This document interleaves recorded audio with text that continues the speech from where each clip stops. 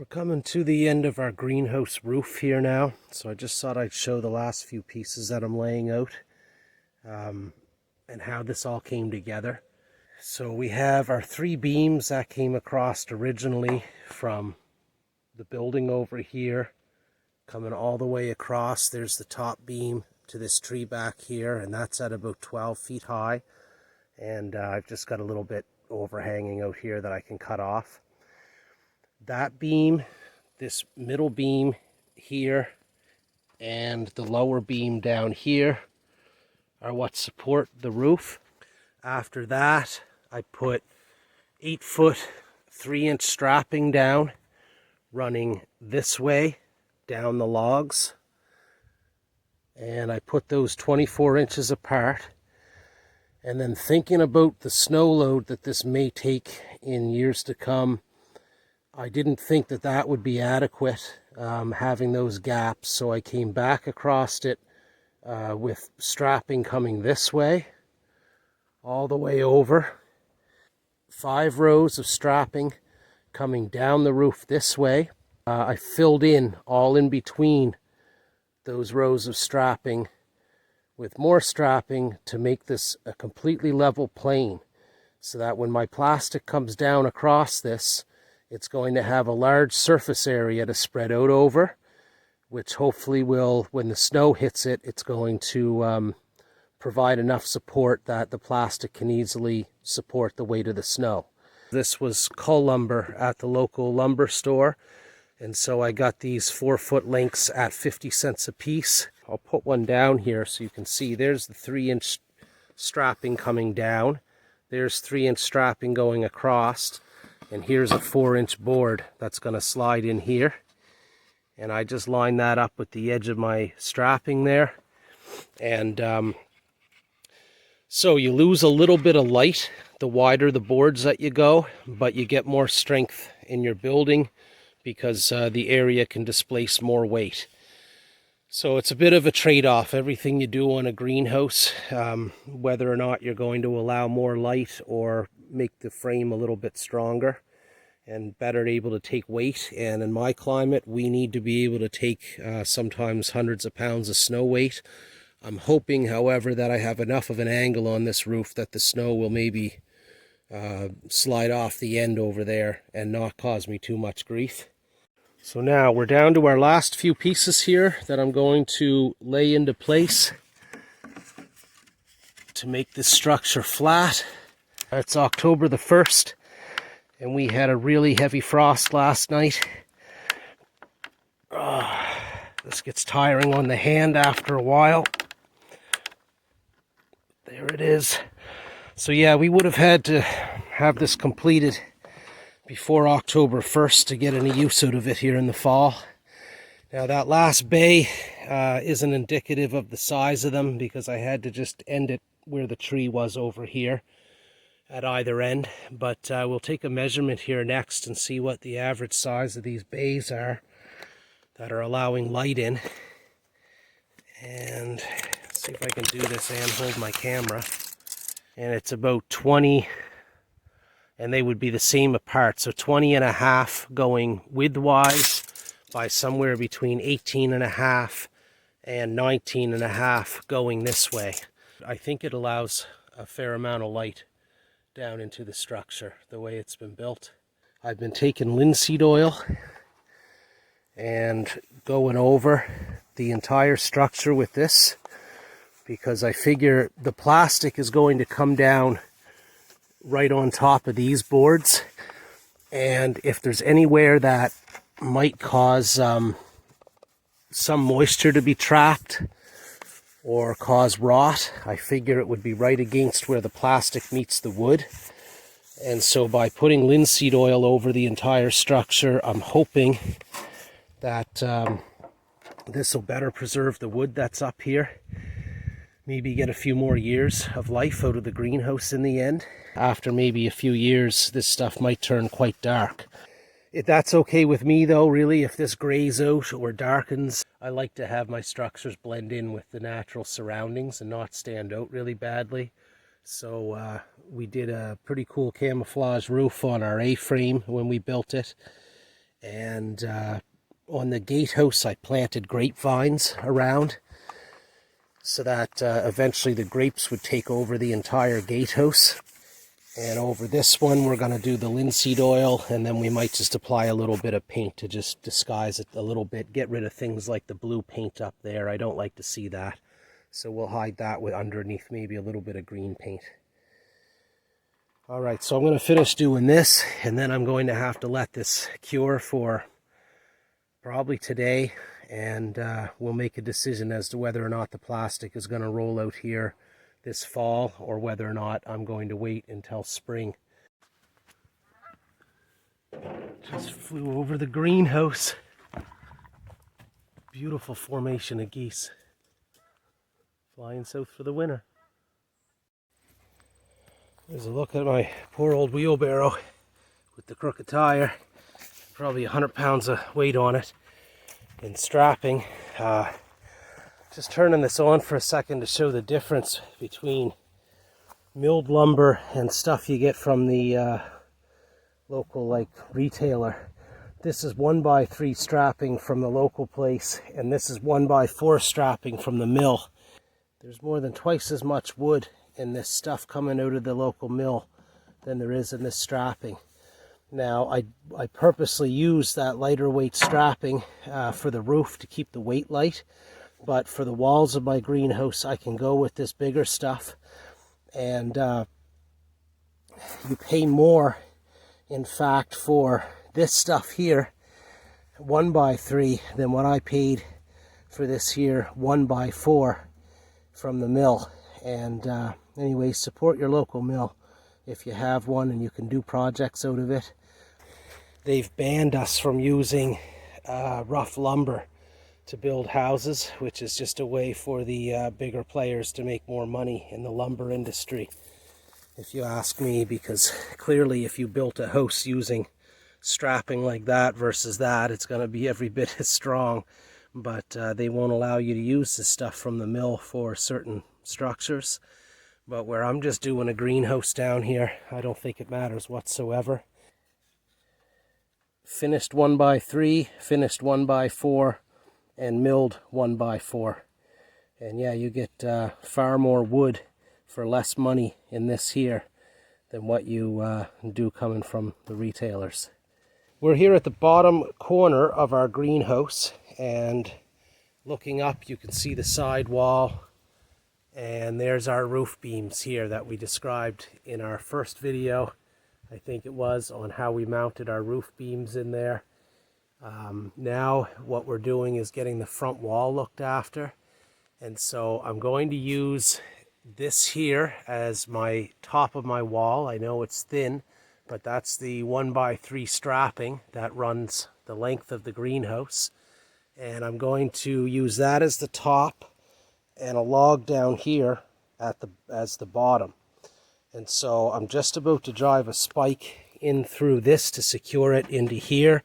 I've already treated it with some linseed oil, and then once we do that, we're going to start with this heavier duty, let's see if I can get it here. We're going to start with this heavier duty 1x4, what he called strapping. It's more like boards. And again, I treated the bottom of that with the linseed oil. I'll do probably the entire front where the plastic's going to go up against it.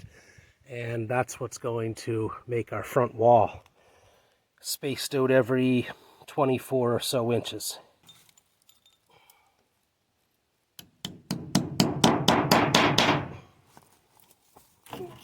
Forgot about that.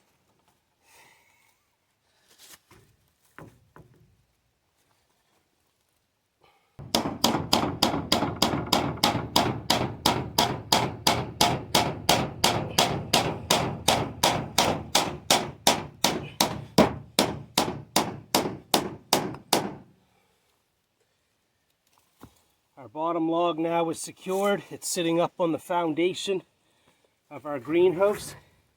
We're going to get out our level and we're going to start putting up our vertical wall boards. So I already checked this when I designed this and I put this log down here into place. I had already checked to see that I could put a board up against this and where it would line up with the one at the top, because I wanted to make sure that I had a straight up and down wall running this way, and that's still showing perfectly level there. But now we want to get this beam or wall board level going this way. Let me go to the other side of it here. Okay, so it says we've got to come over a little bit. And right about there looks level, or straight up and down, I should say. We'll nail this in place, 2 nails on the bottom and each on the top.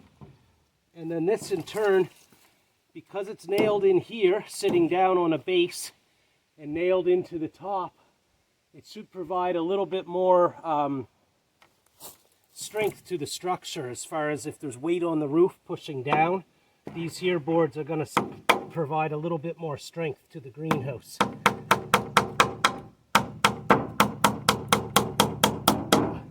So it might be good that we went with this really heavy duty strapping.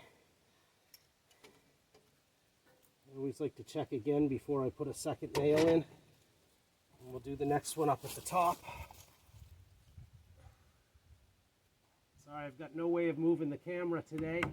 And it's perched in a pile of rocks over there. Perfect. So we're going to put these on now, running down the whole length of this beam for the front of the greenhouse.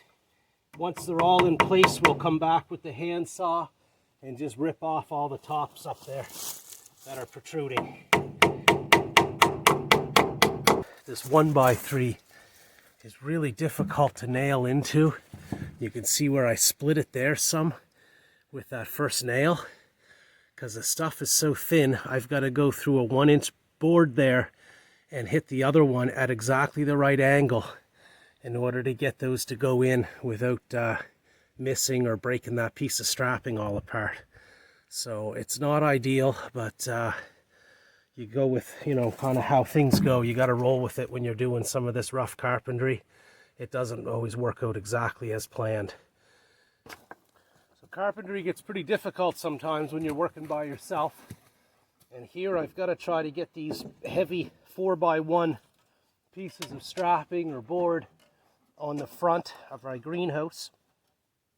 I did end up going every 24 inches. I have a 4-inch board. And what I've been doing is taking my level to make sure that my ends are all level with one another.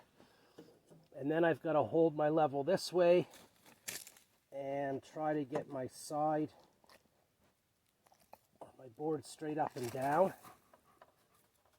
Okay, so there I'm straight up and down, and I'm in the crook up above where my strapping comes together.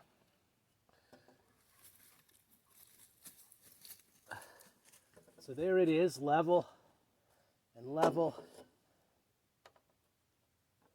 Now, okay, I already have a nail started on this one.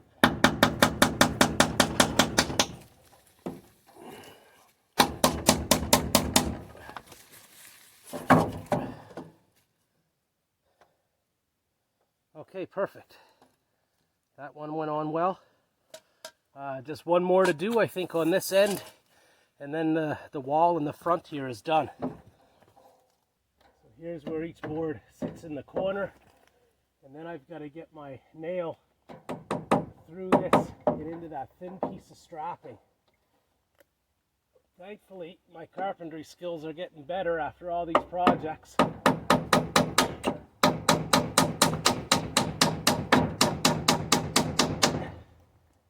And that seems to be going well. That gives you a look at how it's going. And then next we're going to zip the tops off of those boards and the ends and make that a smooth transition from roof line to wall, so that from there my plastic will come down from above and hang down. I'm not exactly sure how wide my plastic sheets are, so we'll see once it's on from the top down. If it only comes halfway down the wall, then we'll have to piece another piece in. It's hard to say. Okay, so next we're on to cutting the tops of all of our wall pieces off. You can see how they came up from the bottom and meet the roof line there.